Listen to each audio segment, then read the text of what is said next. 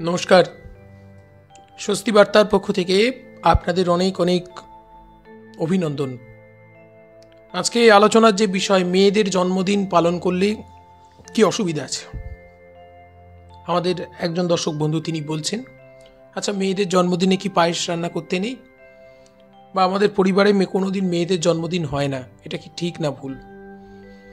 তাই আমি বলি যে দেখুন, মধ্যযুগের পর থেকে একটা দীর্ঘকালীন পুরুষতান্ত্রিক সমাজ এবং তার ফলশ্রুতি হচ্ছে এগুলো মেয়েদের। আর তার আগে বলি, তারও আগে এই জন্মদিন পালনের ব্যাপারটা যবে থেকে এসছে, শিশুদের জন্মদিন পালনের ক্ষেত্রে যেমন প্রথম 3 বছর জন্মদিন পালন করতে নি, আগে সেটা আরও ছিল 5 বছর জন্মদিন পালন করতে নি। এর কারণগুলো ছিল তৎকালীন যুগে চিকিৎসা ব্যবস্থা অনুন্নত ছিল আজকের তুলনায়, এবং তৎকালীন যুগে শিশু মৃত্যুর হারটা বেশি ছিল। এগুলো ছিল মূল কারণ। এবং জন্মদিন পালনের ছেলে মেয়ে ভাগে আমার মনে হয় না যে বিশেষ কিছু প্রবলেম আছে। কেন করা যাবে না মেয়েদের জন্মদিন? বা তৎকালীন যুগে ওই যে মেয়েদেরকে ব্রাত্য করে রাখা হয়েছিল, ওই জন্য দেখুন, ওই জন্য সমস্ত নিয়মকানুনগুলো বাদ দিয়ে দেওয়া হয়েছিল। মেয়েদের জন্মদিন করা যাবে না, পায়েস রান্না করা যাবে না। কেন যাবে না?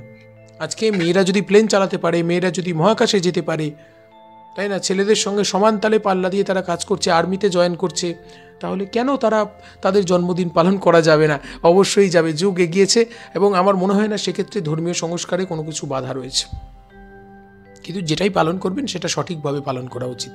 আমাদের সংস্কৃতিকে মেনটেন করে পালন করা উচিত। হ্যাপি বার্থডে টু ইউ নয়, জন্মদিনের শুভেচ্ছা আশীর্বাদ এগুলো থাকবে। কেক কাটা নয়, থাকবে পায়েস পরমান্ন প্রদীপ জ্বালানো, দান দুর্বার আশীর্বাদ, সেগুলো মেনটেন হোক। ভালো থাকুন। আজকে এখানে শেষ করলাম।